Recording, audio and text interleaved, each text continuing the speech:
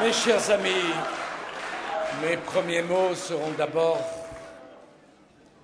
pour dire à Jean-François Copé combien on a été fiers de lui hier à la télévision.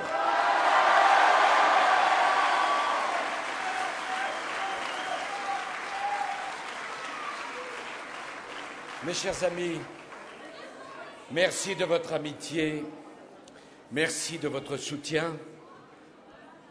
Je voudrais, comme je le fais toujours dans cette campagne, vous parler avec sincérité, vous parler en liberté du choix absolument décisif que chaque Français aura à faire dans 2 mois pour notre pays. Nous sortons de 4 années de crise, comme jamais le monde n'en avait connu. Et durant ces 4 années, j'ai tout fait pour essayer de protéger la France, pour que la France tienne, pour qu'elle ne soit pas emportée, comme ont été emportés des grands pays à côté de chez nous, en Europe, et que vous ne connaissiez pas les souffrances que les Grecs, que les Espagnols, que les Irlandais, que les Portugais ont eu à affronter. Mais aujourd'hui, où la crise financière vient d'être surmontée, avec quelles difficultés? Il faut s'attaquer à la crise économique et se poser la question de savoir comment notre pays peut s'inscrire dans le monde nouveau qui s'annonce devant nous. La clé de tout, l'axe central du projet qui doit être le nôtre, c'est un mot qui s'appelle le mot travail.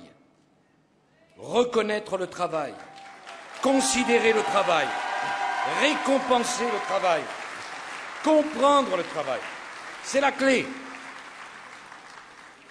C'est la clé pour vos familles, c'est la clé pour vos enfants, c'est la clé pour vous-même, c'est la clé pour notre pays. La première différence entre notre projet et le leur, c'est que nous croyons au travail et que nous affirmons une idée centrale de notre projet. Jamais, dans aucune situation, à aucun moment, celui qui travaille, qui cotise, ne doit gagner moins que celui qui ne travaille pas et celui qui ne cotise pas. Jamais.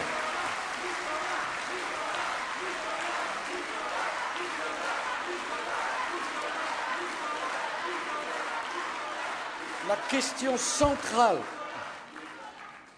de la compétitivité de la France, du travail des Français, de la possibilité pour les entreprises françaises de continuer à produire en France, repose là sur la façon dont nous considérons le travail et dont nous le récompenserons. Je sais d'expérience, après avoir été votre président pendant 5 ans, que les Français n'aiment pas l'injustice et qu'il y a des injustices qui les ont scandalisés. Les Français n'aiment pas la rémunération extravagante du spéculateur. Les Français ont été choqués par les rémunérations honteuses dans la finance. Mais les Français me disent aussi, combattre l'injustice, c'est combattre également l'injustice de la fraude, des fraudeurs, des tricheurs, des truqueurs, de ceux qui profitent d'allocations sans rendre à la société ce que la société leur donne.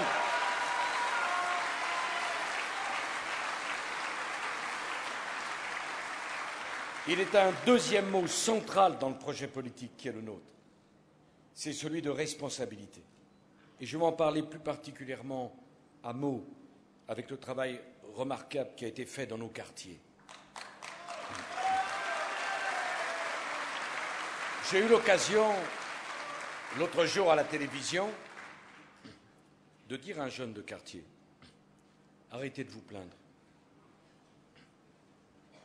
Et pensez de temps en temps à remercier la République et remercier la France de ce qu'elle fait pour vos enfants.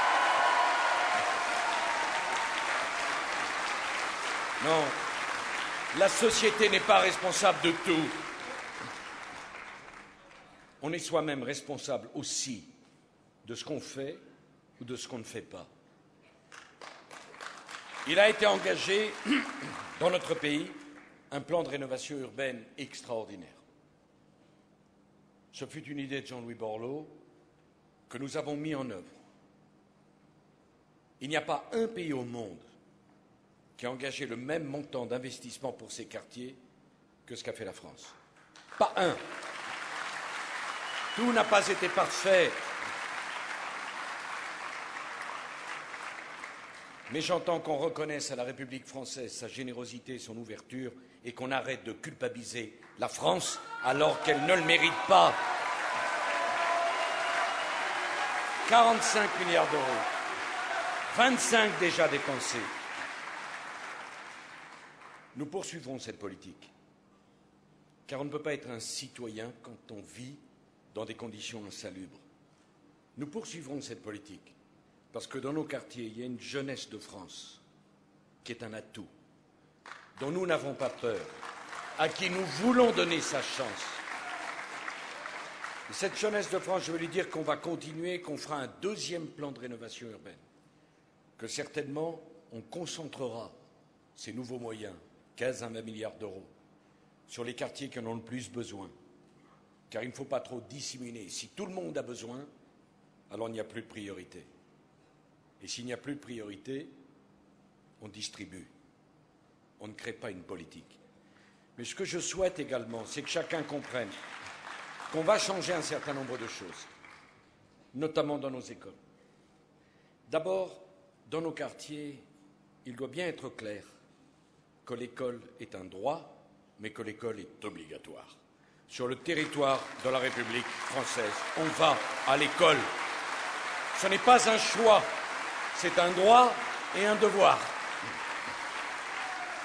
J'avais fait scandale, on se demande bien pourquoi, en demandant que soient suspendues les allocations familiales pour les familles qui n'envoyaient pas leurs enfants à l'école.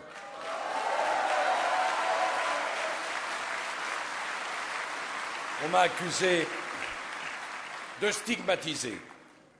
Bien sûr. Vous savez, la différence entre nous et certains autres, c'est que les autres, quand ils vont à la télévision, ils y vont avec un petit miroir.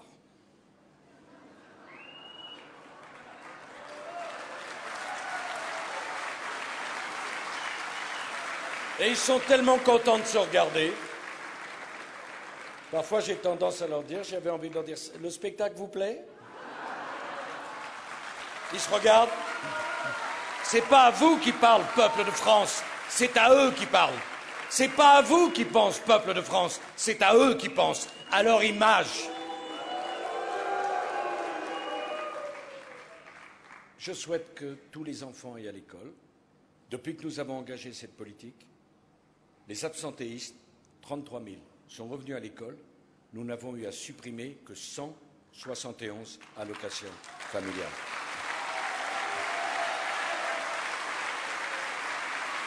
Je veux que désormais, les enseignants des écoles de quartier soient volontaires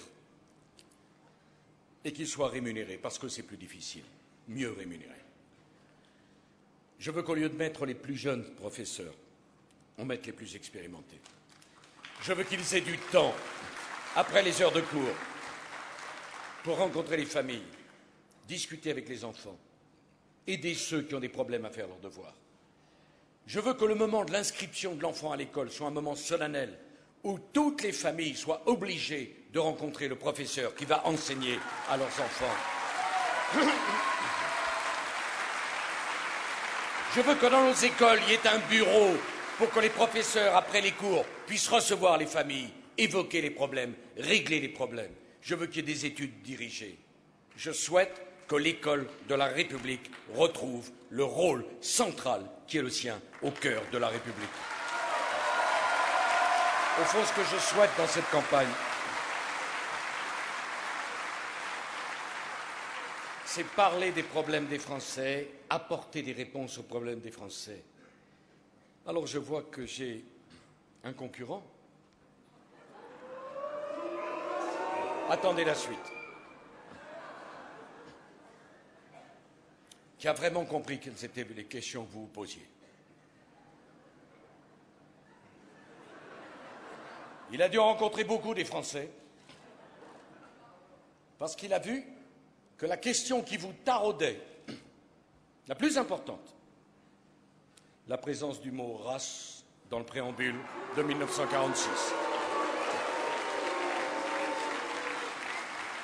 Il a dû souvent dans la rue être arrêté par des gens. Monsieur, c'est un problème. Ne laissez pas le mot race dans le préambule de 1946. Monsieur, peu importe le chômage, peu importe l'école, peu importe le logement, peu importe le pouvoir d'achat. Mais monsieur, le mot race dans le préambule de 1946, ça c'est un problème.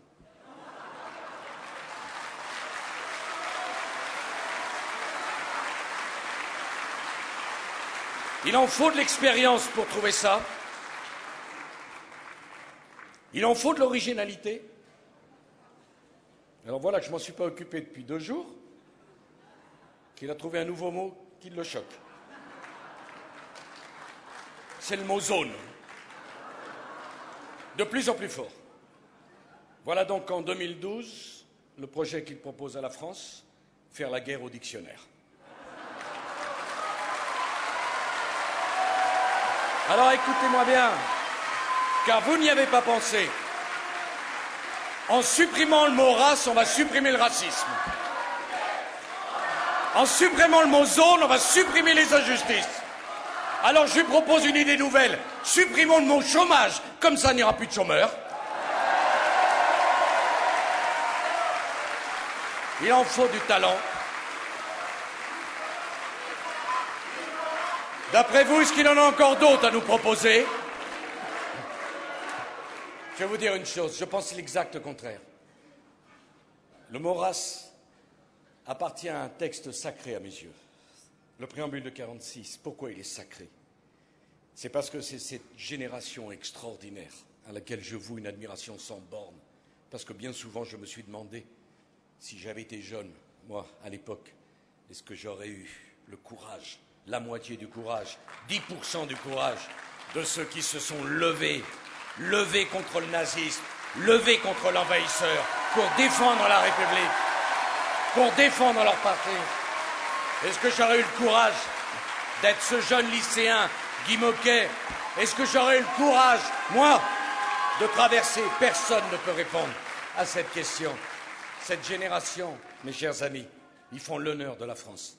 Si la France est un tellement grand pays, c'est parce qu'il y a eu cette génération-là. Et cette génération, elle a écrit avec son sang le préambule de 1946. Et dans le préambule de 1946, cette génération, elle a dit pour toutes les générations suivantes, la nôtre, celle de vos parents, celle de vos enfants, plus jamais on ne veut de racisme sur le territoire de la République française. Et avec son sang, cette génération a écrit « Nulle distinction de race sur le territoire de la République française ». Nous sommes les héritiers de ce texte-là. Nous sommes les héritiers de cette génération-là.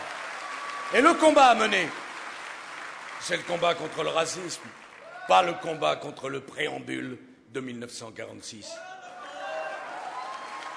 Remarquez, un récidiviste, il avait dit « Ma première priorité sera d'inscrire le mot laïque dans la Constitution ». Manque de chance, il y est déjà. Remarquez, voilà une promesse qui ne lui coûtera rien à réaliser. C'est déjà fait. Mais là encore, la question n'est pas les mots, sont les réalités. Alors je vais lui dire une chose. La République française, elle est laïque. Ça veut dire que sur le territoire de la République française, on ne veut pas de la burqa. C'est ça, la laïcité. La République française, elle est laïque. Ça veut dire que sur le territoire de la République française, on ne veut pas dans nos piscines municipales des heures pour les femmes et des heures pour les hommes. La République française, elle est laïque. Cela veut dire que dans nos hôpitaux, les médecins sont les mêmes pour les femmes et pour les hommes. Et dans la République française, l'école est laïque, on veut les mêmes menus pour nos enfants à la cantine scolaire. Voilà la République laïque française.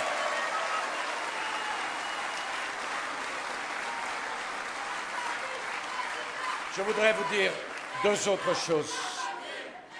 Dans cette campagne, je souhaite que dans les 2 mois qui viennent, on ne vous vole pas vos débats. Je m'engagerai précisément. Et je contexte à quiconque le droit qui est le mien de parler des sujets qui préoccupent les Français. Oui, quelle politique d'immigration pour les 5 années qui viennent? C'est un vrai sujet. C'est une grande question. Et si les républicains que nous sommes n'en parlent pas, alors ce sont ceux qui n'ont que la haine et le rejet de l'autre qui en parleront. Et alors on affaiblit la République française. Je l'ai dit à mes amis centristes, chère Fabienne, comme je l'ai dit à mes amis de l'UMP ou d'ailleurs. La France est un pays d'ouverture. La France, entendez-moi bien mes chers compatriotes, est sans doute le pays le plus généreux et le plus ouvert du monde. La France est fière de cette tradition. La France n'a aucune leçon à recevoir d'aucun pays dans le monde. Mais la France dit 2 choses. Notre système d'intégration ne fonctionne plus parce qu'à force d'accueillir trop de gens, on n'arrive plus à intégrer ceux qu'on accueille. Dire cela, ce n'est manquer de respect à personne, c'est d'écrire une vérité. Pas assez de logements, pas assez d'écoles, pas assez d'emplois. Et puis la France dit une deuxième chose. Nos comptes sociaux sont en déficit. Je ne peux pas, en tant que président de la République, dire aux Français, vous devez faire des économies. On doit rétablir l'équilibre de nos comptes. Et en même temps, ne pas demander à ceux qui veulent nous rejoindre de faire eux aussi un effort, comme je le demande aux Français. Si nous ne maîtrisons pas les entrées sur notre territoire, nos comptes sociaux ne retrouveront pas l'équilibre. J'ai donc dit, dans les 5 années qui viennent, nous diviserons par 2 le nombre d'entrées sur le territoire. J'ai expliqué comment nous le ferions. J'ai dit, s'agissant du regroupement familial, c'est un droit. Mais expliquez-moi comment on peut accueillir sa famille si on n'a pas un logement décent pour la loger. Expliquez-moi comment on peut accueillir sa famille si on n'a pas un emploi pour la faire vivre.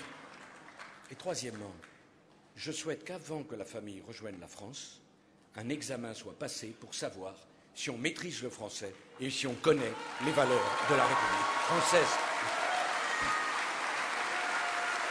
Et je le dis pour qui? Je le dis aussi pour cette femme qui vient rejoindre son mari et qu'on laisse enfermer dans son appartement sans lui donner la chance d'apprendre à parler français, puis qu'on abandonne et qui se trouve perdue. C'est elle qui est défendue par la politique que je propose aux Français. J'ajoute que la règle doit être la même pour celui qui veut un visa parce qu'il se marie avec un Français.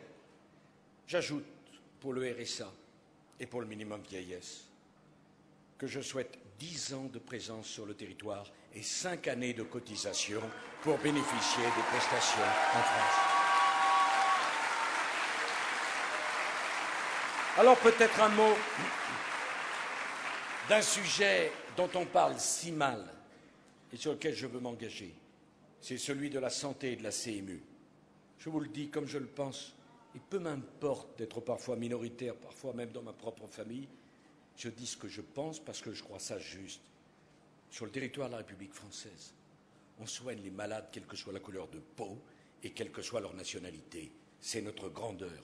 Et je ne céderai jamais sur ce principe-là. Jamais. Mais je le dis avec la même force.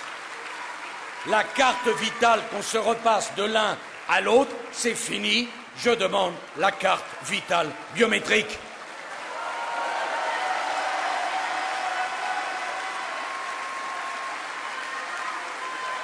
Alors, j'ai vu le comble de la démagogie. J'ai vu le comble de la démagogie. Voilà qu'on nous propose que dorénavant, quand il y a un étranger avec un mineur, on n'a plus le droit, on n'aurait plus le droit de mettre en rétention le mineur et cet étranger.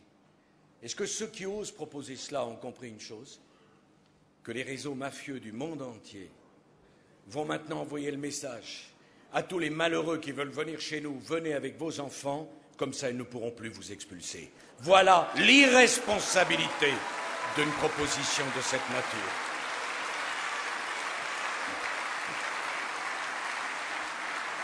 J'ajoute que M. Hollande ignorait sans doute que les centres de rétention administrative prévus pour les familles ont été créés par Lionel Jospin avec Elisabeth Guigou et Daniel Vaillant. Dommage, on est rattrapé par ce que font ses propres amis, toujours. Mais on n'a pas le droit à la démagogie. Et je voudrais terminer par vous dire une chose, mais qui est liée. Je n'aime pas la façon dont on parle parfois de l'immigration. Je n'aime pas la façon mondaine dont on en parle, de ceux qui ne connaissent rien à cette question, qui ignorent tout des souffrances des immigrés et des Français, et qui viennent donner des leçons, surtout lorsqu'on habite à l'étranger, et qu'on vient expliquer que la France n'est pas assez généreuse.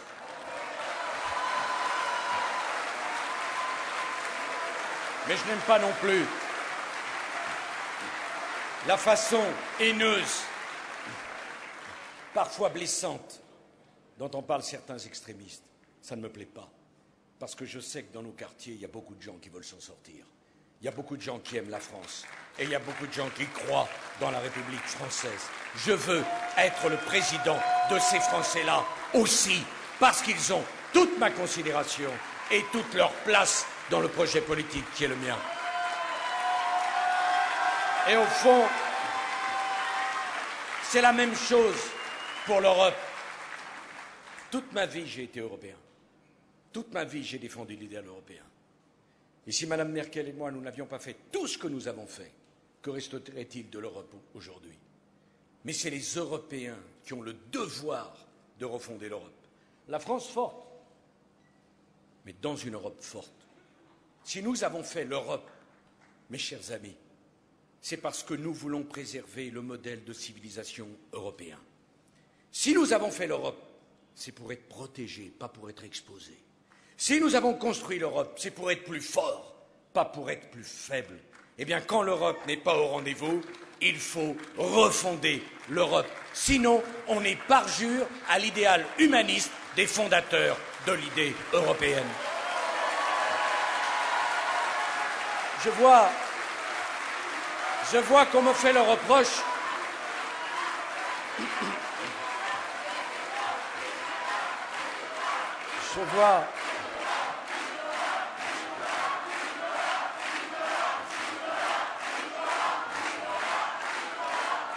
Je vois qu'on me fait le reproche d'avoir prononcé un mot qui gêne. Qui gêne qui?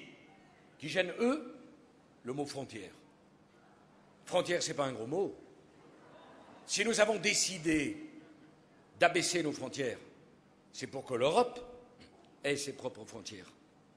Si nous avons décidé d'exercer notre souveraineté ensemble, c'est parce que nous avions quelque chose à faire ensemble.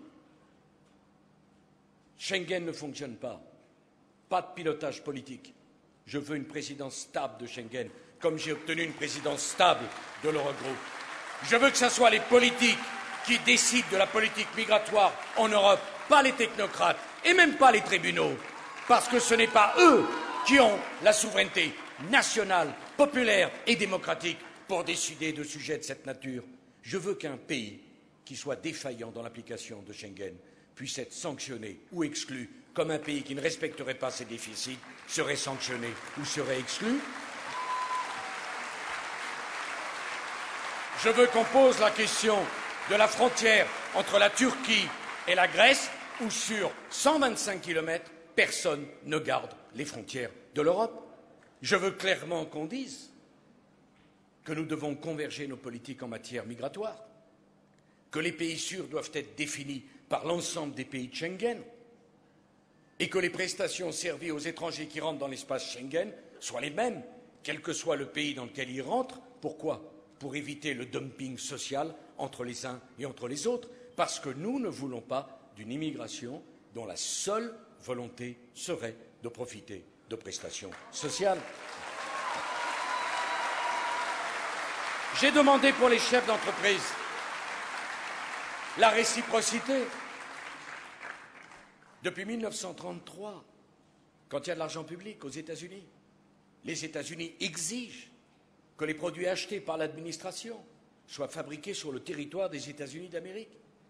Si le pays le plus libéral du monde peut faire cela, pourquoi l'Europe ne se doterait-elle pas, à l'image des États-Unis, du même système avec un Buy European Act? J'ai demandé pour les petites et moyennes entreprises qu'elles aient réservé un quota dans les marchés publics. Sinon, qu'est-ce qui se passe? C'est toujours les grosses entreprises qui raflent le marché, qui proposent le prix le plus bas. Et puis quand il n'y a plus de PME pour faire la concurrence, comme par hasard, les prix remontent. Nous ne voulons pas de ce système. Je crois en l'Europe. C'est sans doute la plus belle création qui ait été réalisée par les hommes au service de la paix, l'Europe. Mais je veux une Europe qui se défende, je veux une Europe qui se protège, je veux une Europe qui exige la réciprocité, je veux une Europe politique, pas une Europe passoire qui aurait oublié ses convictions, son humanisme et sa frontière. Et le jour, mes chers amis, où il n'y aura plus d'usines en France, il ne faudra pas pleurer parce que les ouvriers ne croient plus en l'Europe. Le jour où l'Europe aura laissé détruire son modèle social, il ne faudra plus s'étonner qu'il y ait des manifestations contre l'Europe. Je ne me satisfais pas d'une situation où à chaque fois qu'on interroge les Européens sur l'Europe, ils répondent non. C'est bien qu'il y a quelque chose qui ne va pas. L'Europe n'est pas un sujet de colloque, l'Europe n'est pas un sujet intellectuel, l'Europe c'est un sujet de la vie de tous les jours. Voilà l'Europe que nous voulons. Une Europe politique, une Europe qui protège, une Europe qui assume un idéal humaniste.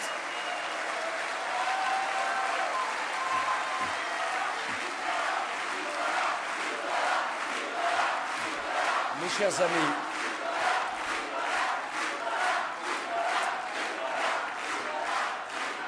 amis, je vais terminer en vous disant quelque chose de très sincère. Pendant 5 ans, j'ai donné à la France tout ce que je pouvais lui donner. Oh, je n'ai pas tout réussi. Mais je vous dis, du fond de mon cœur, j'ai fait tout ce qui était humainement possible. Tout ce qui était humainement possible. Je n'avais qu'une seule idée. Tenir. Tenir. Tenir. Envers et contre tout pour que la France tienne. Parce que lorsqu'on est président de la République, il faut avoir du courage. Il faut avoir de la volonté. Il faut savoir dire non. Il faut savoir résister. Et parce qu'on résiste, le pays tient. Alors, dans ces 2 mois qui restent, la victoire, le résultat, il ne dépend pas de moi, il dépendra de vous. Comme jamais, comme jamais dans l'histoire politique de notre pays, jamais. Vous n'imaginez pas, si le peuple de France décide que la majorité silencieuse refuse le diktat de la pensée unique, refuse les scénarios écrits à l'avance, refuse qu'on lui impose des idées dont elle ne veut pas, et si ce peuple de France, où qu'il se trouve, quel qu'il soit, dit maintenant ça suffit, c'est nous, en liberté, qui choisirons le prochain président de la République, alors je vous le dis, mes chers amis, oui, on va gagner. Vive la France et vive la République.